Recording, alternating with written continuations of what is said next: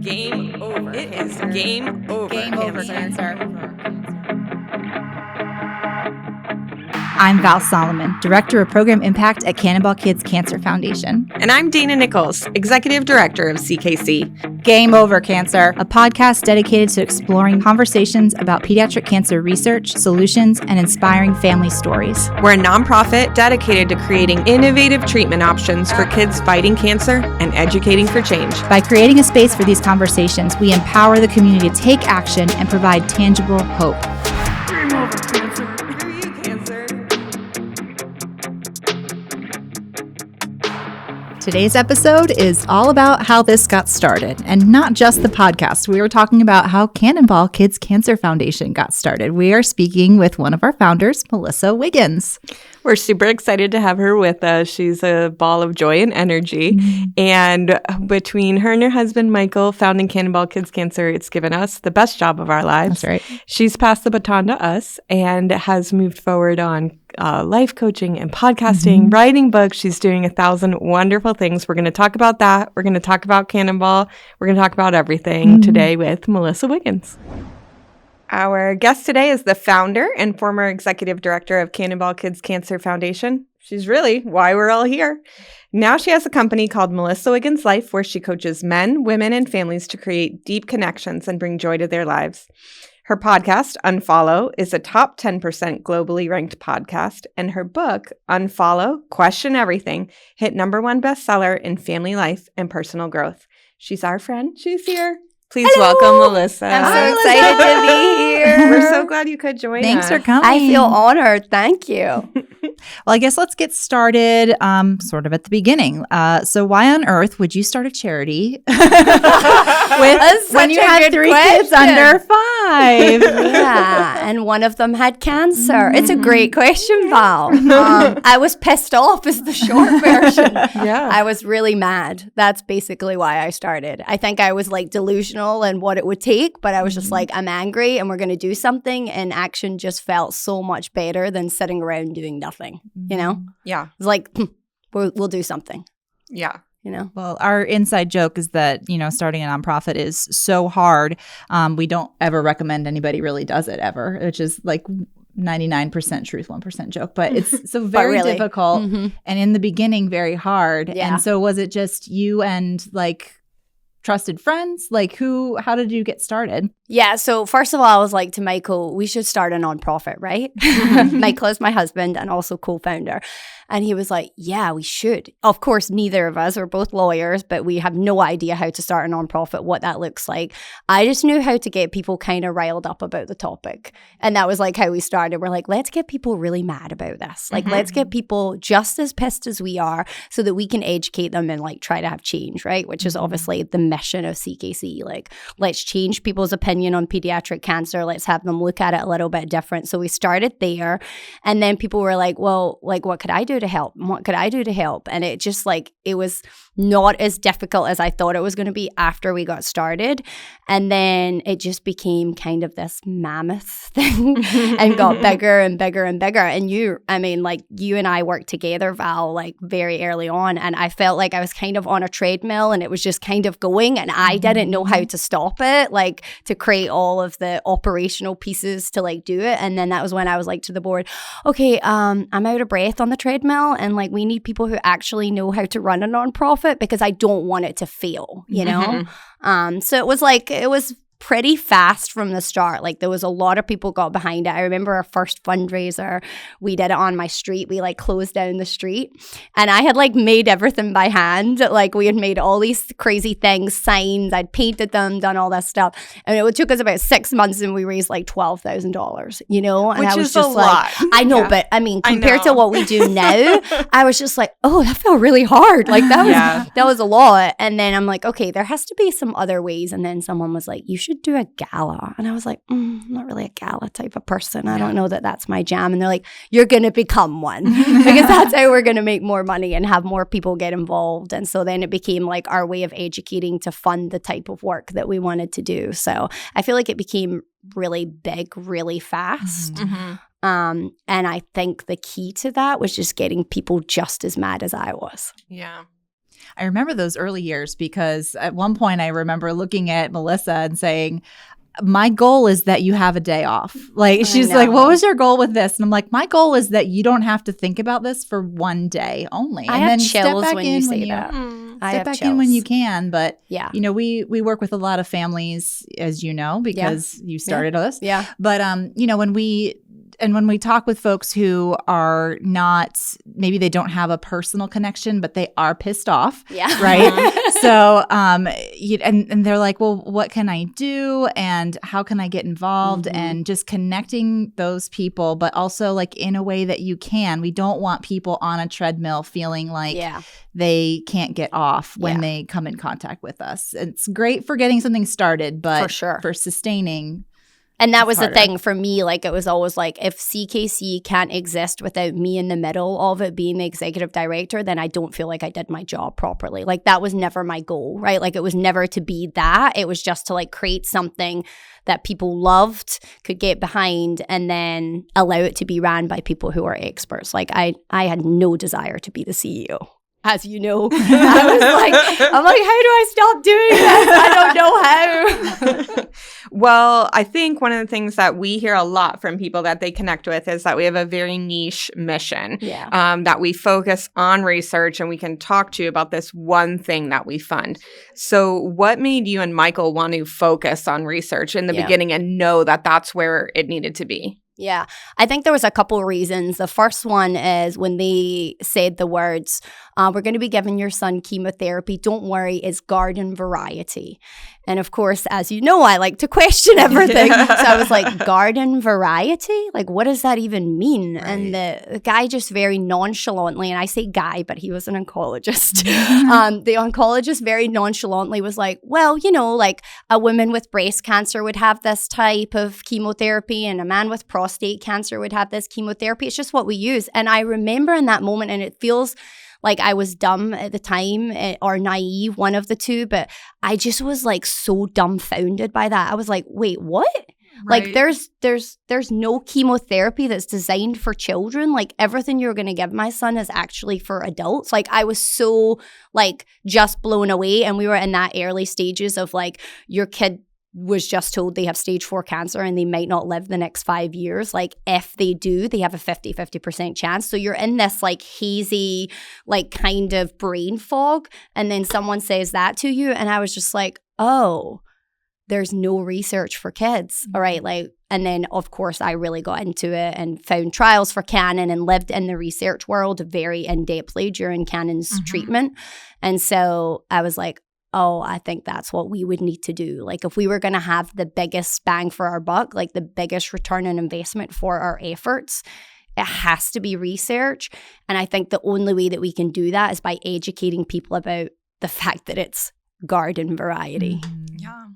It's insane to hear such like a slang, just this like whatever kind of slang, so nonchalant about something literally so toxic, and that's the only way we're going to help people. It's just, oh, this thing over here is really, really hard.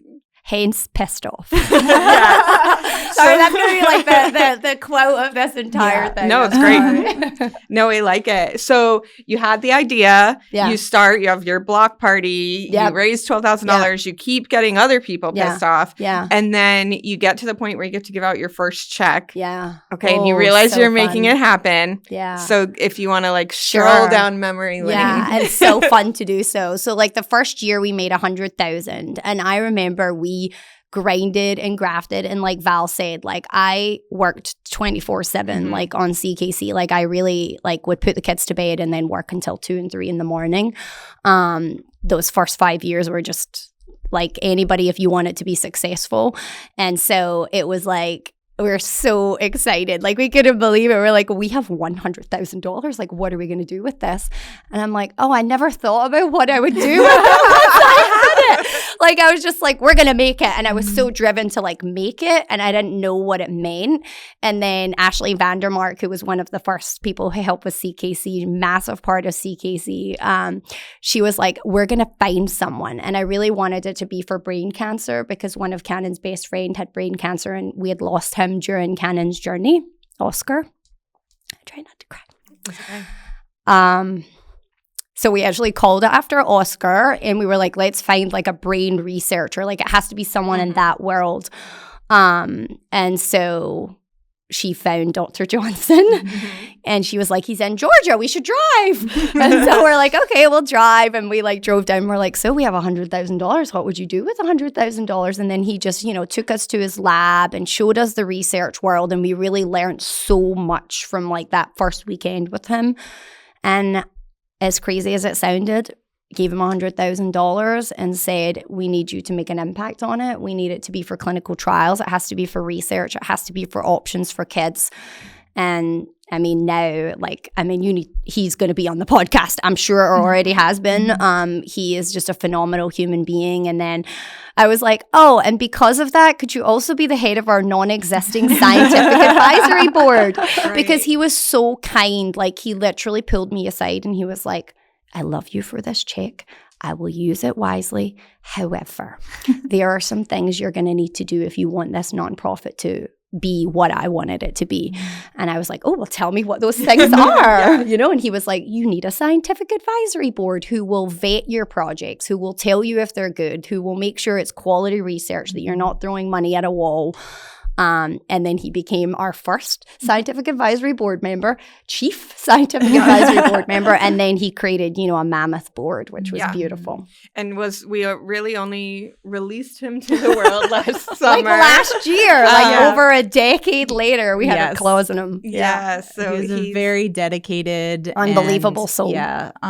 Just the amount of time. And I know when I came on board, and we've had more people that as the organization has grown, he's just brought us along. And so that initial lab tour that you went on, where it was him and maybe one nurse, we went on, and now there's like a whole staff of people looking to try to get these kids into these clinical trials that are going to help save their lives or at least extend them, right? Like, so just the kindest soul, both in what he does professionally, but also how he helped us.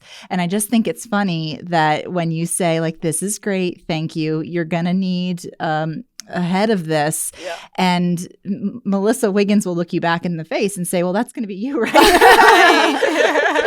And 10 years later, he really did form everything that he did. Our grants process. He was just so instrumental, I feel like, in making us become the research foundation that I feel like we are today. Like, he really was just those foundational steps that now you have built on, Val, and you, Dana, built on also, like just building blocks. And he was just like that solid freaking concrete foundation that just, I'll be forever grateful to that man for sure. Yeah, us too. Well, I think if we are still strolling, now we're coming up on 10 years of funding. So how is where CKC is today compared to what your original vision was, or my I'm pissed off we're doing something moment to now? It's exactly what I wanted it to be. Yeah. It's exactly what I wanted it to be. It's joy. Awesome. I don't know what else to say. I love it. Like, I love everything about CKC. I love what we did. We stayed exactly true, just like you said in the beginning, Dana. Like, I knew one thing to be true, that the mission statement was going to be the most important thing. Because in spite of not knowing how to run a nonprofit, I did do many courses at Rollins on how to do some of the basic things. And one of the things they drummed into us executive directors was like, your mission statement will be like the most important thing that you do. And I remember being like, okay, and you can't ever change that, and how do you stay that? And I feel like the team that you guys have created now is like, you live and breathe that mission statement, and that for me was the biggest thing. I think I would be gutted if we were doing anything other than research and educating. Yeah. Well, how has it been to see, like, to pass the baton? I mean, it sounds like, and I know from living through it, that you were ready. Yeah. That you realized you were at the end of what you could sustain. Yeah. And in a very good, healthy way said, somebody else has to take this over. Yeah. So what has it been like watching, like, to hand that over and then to kind of see it exist when you're not in the day-to-day? Yeah. So when I was in those Rollins courses, one of the things that they taught us about was founderitis. For those of you that are listening that don't know what that is where someone starts a nonprofit and then they think that they're the sole sort of the rest of time, the foundation revolves around them. And I was like, oh, I don't ever want to be that. Like, how do I make sure I'm not that? When I decided to pass that baton, I was just about to adopt my daughter, Charlie. And one of the things with adopting is you want to spend that first year with your child and have them form an attachment to a parent. And that was really important to me. And I felt like I had given my blood, sweat, and tears to CKC to a point where I knew the things that needed to be done to help it be successful were not the things that I thrived in. So, for example, operations, right? For example, sustainability, right? Because I'm not that person. I am not I'm big picture, running on the treadmill as fast as you can, get it going. But I knew the other things that are really, really needed. And that I remember when we interviewed you, Val, I was like, we need structure. I don't know how to create it. And you're like, stop saying yes to people, first of all, Melissa.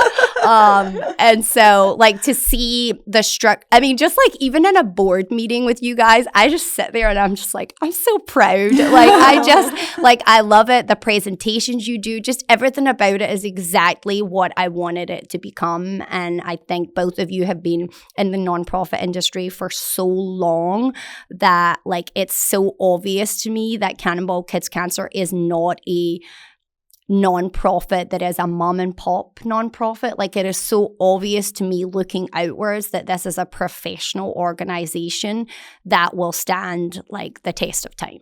So how could you not be proud of that? Well, yeah. I mean, we're proud. We're glad you're proud. Mm-hmm. I think one of the things that resonates so much when we're speaking right now is we partner with, or we even just see and chat with in the world so many families that are looking to do something in legacy or build some kind of hope out of trauma, right? Mm-hmm.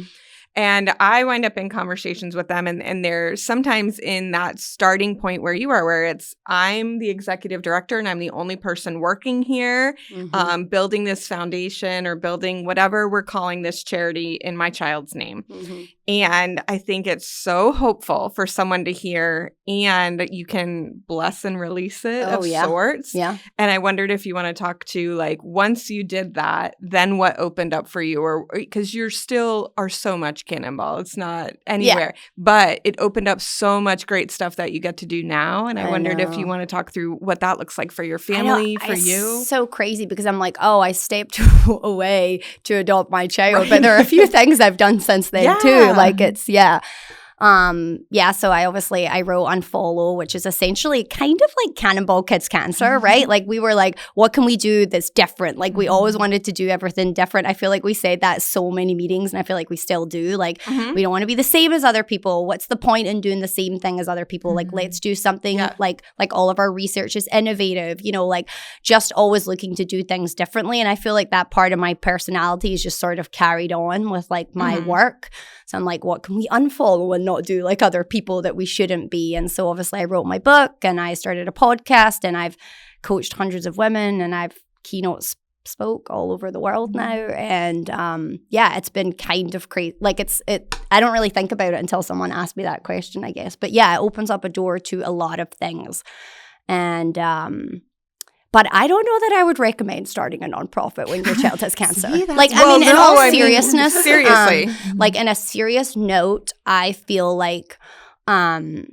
I don't know that it was necessarily a healthy season of my life, right? I had, obviously Cannon was diagnosed, 10 days later the twins were born. So I had 3 kids under the age of 2, and one of them had stage 4 cancer. And then a year later, when the twins were 1 and Cannon was almost 3, I started a nonprofit. That's kind of crazy. I wish someone had actually, it wouldn't have mattered. That's a lie. What would anyone say? I have no time for this. What would anyone say to you? I was just I feel I kind of became obsessed, which great things are created out of obsession. Yeah. But I don't know that I would recommend for a family to do that, because I feel what happened was my family was kind of sidelined, and CKC became that priority for me. Taking care of Cannon and CKC were really my drivers. And I feel I've had a lot of making up to do. And thankfully I've had the time to be able to do that. But But yeah, I would just say support CKC and don't start your own nonprofit. Well, and yes, She's but already done it. I think it's so beautiful and so honest to like say that, because I think we started with that joke, but that's the reality is 100%. that so many charities of every kind are started out of someone's trauma. Mm-hmm. And I think there's a couple things there, which are, one, there's a point where you want to walk away or move past your trauma to the extent you're able to, because you're always going to live as a family who had a child with cancer. Right. And then two, what becomes is there are a lot of nonprofits and a varying mission and interest. And so, give to CKC, but also find what aligns for your family. And for, if people are out there and it's research, we find this is a great place to be. But if it's, you want to make sure that the child life specialists in the hospital have the funds and the resources they need, that's going to be there too. Yeah. And there are all these places people can plug in without putting the burden of the world on their shoulders to some extent. I think the other thing that you don't think about in that moment when you do it, Dana, is, oh, this child's going to grow up too. Mm-hmm. So I remember Michael and I looking at Cannon at Memorial Sloan Kettering, and he had just had a 13-hour tumor resection and he was on life support for 5 days. And I remember asking Michael, should we take a picture of him and should we post it? And I remember Michael saying no. And I said, okay. I feel like people need to see this. This is not what you would imagine it would look like. And then he got back to the hotel that night, and I'm in the ICU with Cannon on life support. And he sends me a text message, and the text message says, you were right. Post it. People do need to see. And I remember posting it, and it's a very traumatic picture of him. And now he's almost 13. And I read a text message of his to a friend, and he said, do not Google my name. There's very ugly pictures of me online. And you don't think about that when you're creating a nonprofit and you're trying to get people pissed off and you're trying to show the reality of it. And you guys know I shared many images of Cannon that most parents don't share. And of course, I did it without permission because he was a child. But as he is becoming a teen and trying to somehow navigate middle school, right, as a boy. And I have spoke to both of you about this, very honestly, like I need to back off a little bit with some of these things for him because I need to take care of his mental health and I need to take care of these things. And I think when you make a child, maybe the name of a foundation, and his is not obvious in our name, I feel like, but many nonprofits are, right? Like the something foundation, the name of the child foundation. It can be really hard for that child to be that center and that focus instead of like, this is about all the children. This is about all of it. And I feel like CKC did a really beautiful job of transitioning that in a way that made it like it is for all children. But I think when you start a nonprofit, you don't think about that. Like I had to deal with a lot of that later on, but in real time, I didn't think about the consequences of some of that. I think, as we're all moms sitting here and we're all navigating this really scary social media world. For sure. I used to blog and had pictures of my kids. So I very much identify with that idea of like, I thought I was doing this good thing. Yeah. And I was. Yeah. And then, like everything, put cancer in the mix, exacerbate it 100-fold. Yeah. And just as parents going through this, you're all always facing more than any of us could imagine because it's hard enough to be a parent. It's hard enough to be a parent in a social media world. And now we're going to add cancer to it. And I think it's absolutely just 1,000 impossible choices all the time. Yeah. And it's interesting. I think it's child specific too. Yeah. Because I have other children of mine who would absolutely love to have a nonprofit named after them and would love to be in the limelight standing there and actually say to Cannon, what's wrong with you, bud? Like, this is awesome.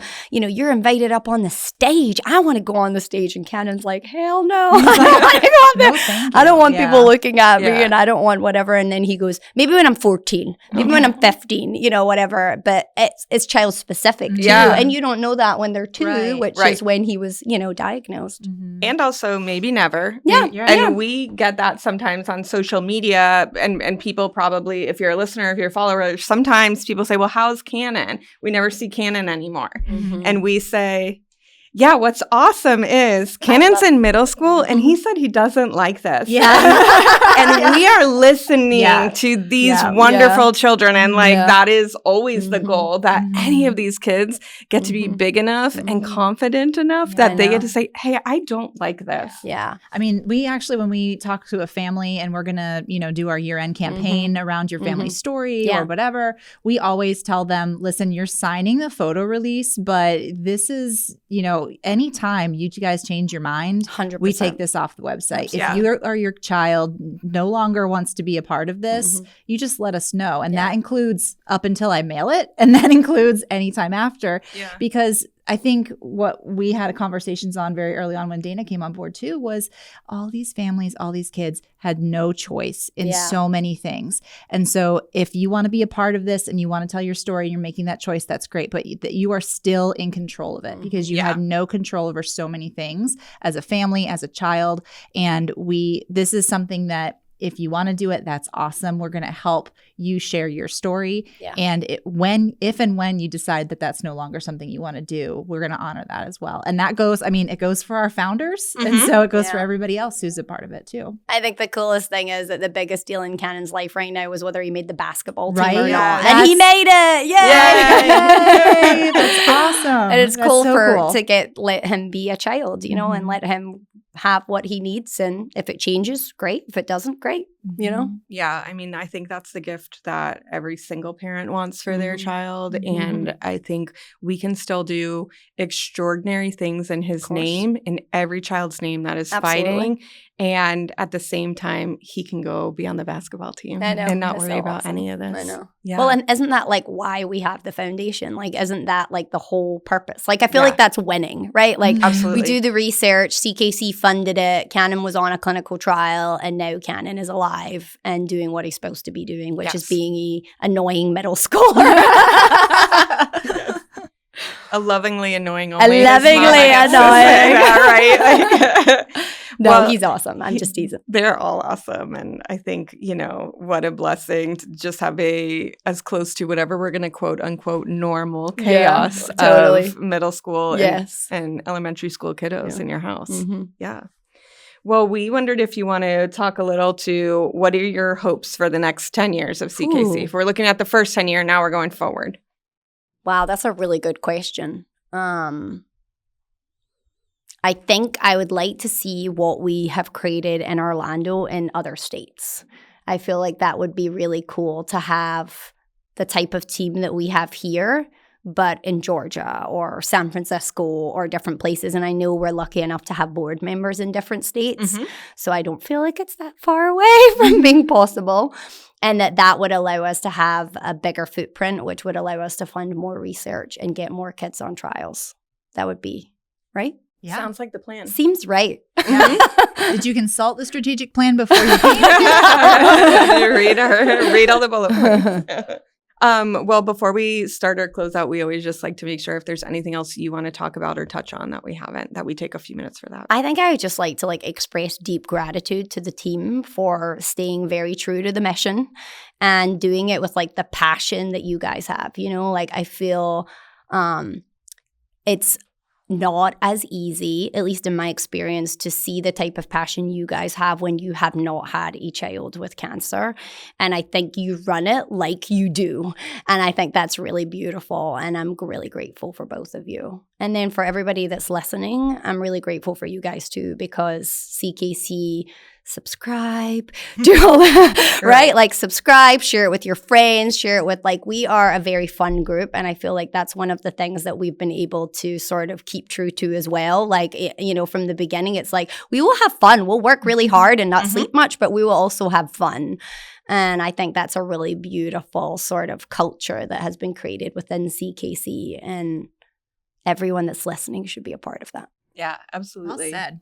So we know you're all about the unfollow, but if it aligns with our listeners, how can they engage and follow you? Engage. At Coach Mama Bear / is my Instagram page where you can see my crazy kids and Cannon being a complete middle school boy. It's awesome. We have a lot of fun there. It is a lot of fun. And then they can hear all about the book, the podcast, coaching, all of the good stuff. All of the good things are linked there. You could also go to melissawiggins.life where you can find everything too. Perfect. Awesome. Well, if you're ready to be a part of Team CKC and you want to join us in educating for change, please share, like, and subscribe. Yes. And thanks for tuning in. We know it takes a lot to face this topic head on, but we appreciate you joining us and making a commitment to be part of our fight. So I'm Dana Nichols. I'm Val Solomon. And until next time, Melissa Wiggins. Melissa Wiggins too. Bye. Bye. Join us as we transform fear into courage and turn adversity into opportunities for change. If you want to be involved in the conversations that create change in the world of pediatric cancer, take a moment, share, like, and subscribe.